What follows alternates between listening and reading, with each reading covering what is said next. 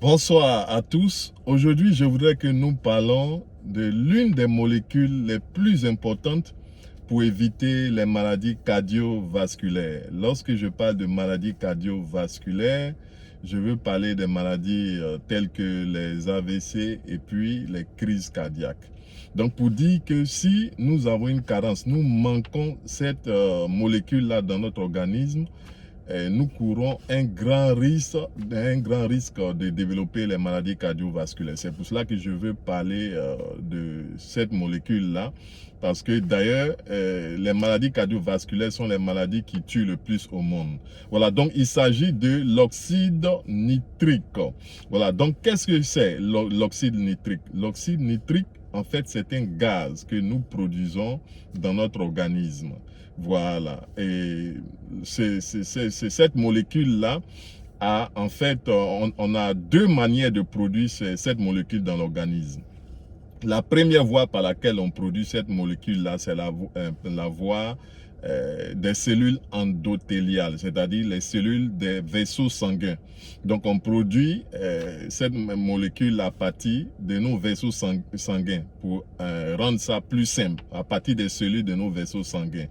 La deuxième voie par laquelle nous produisons cette molécule-là appelée l'oxyde nitrique, c'est par la voie buccale, c'est-à-dire à partir de la bouche, à travers les aliments que nous consommons. Plus précisément, les légumes. Voilà, quand je parle des légumes, je veux parler des légumes qui sont de couleur verte. Voilà, c'est beaucoup plus cela. Pourquoi? Parce que dans les légumes qui sont de couleur verte, on trouve ce qu'on appelle les nitrates. Donc, parce que les nitrates, en fait, pour pouvoir produire l'oxyde nitrique, il faut d'abord mâcher, les légumes. Quand vous mâchez les légumes, les nitrates, en fait, se transforment en nitrites, à travers des bonnes bactéries qui sont dans notre bouche. Pour dire que si nous n'avons pas de bonnes bactéries dans notre bouche, nous ne pouvons pas permettre cette conversion-là. Vous voyez. Donc, il faut de bonnes bactéries dans notre bouche pour convertir les nitrates en nitrites. Maintenant, la suite de la conversion, c'est au niveau de l'estomac.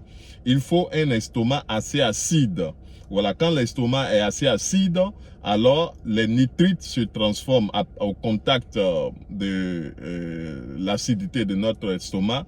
Les nitrites se transforment en oxyde nitrique que le corps, les cellules utilisent pour pouvoir produire ce gaz-là, vous voyez.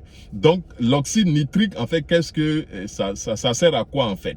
L'oxyde nitrique, en fait, sert à dilater nos artères, vous voyez, à permettre à ce que nos artères soient relaxes.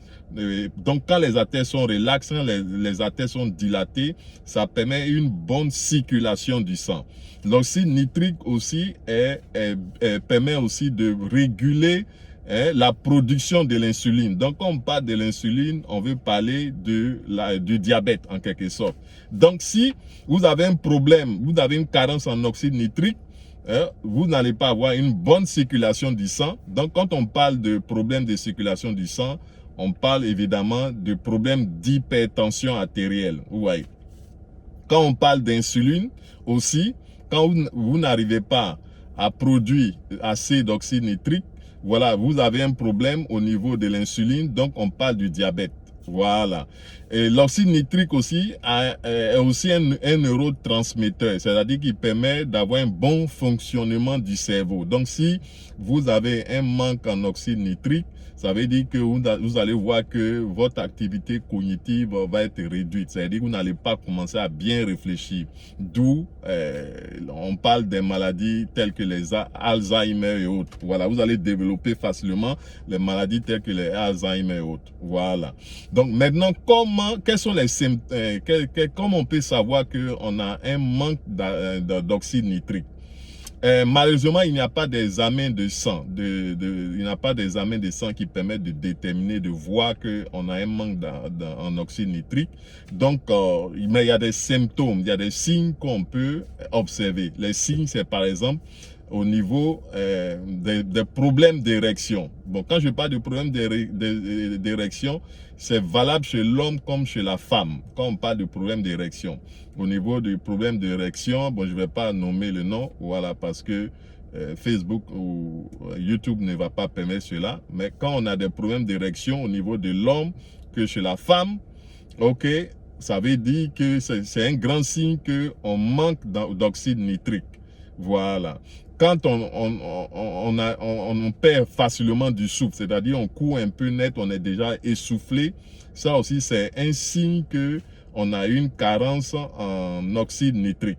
Vous voyez. Donc quand on a des difficultés à récupérer après des exercices physiques aussi, c'est aussi un signe qu'on a une carence en oxyde nitrique. Voilà. Maintenant, qu'est-ce qui en fait favorise la diminution de l'oxyde nitrique? La première chose, c'est par exemple l'utilisation des bains de bouche. Les bains de bouche que beaucoup d'entre nous utilisons, voilà, parce que on veut avoir une bonne haleine. Il faut savoir que malheureusement, beaucoup de ces bains de bouche-là détruisent les bonnes bactéries qui sont dans notre bouche.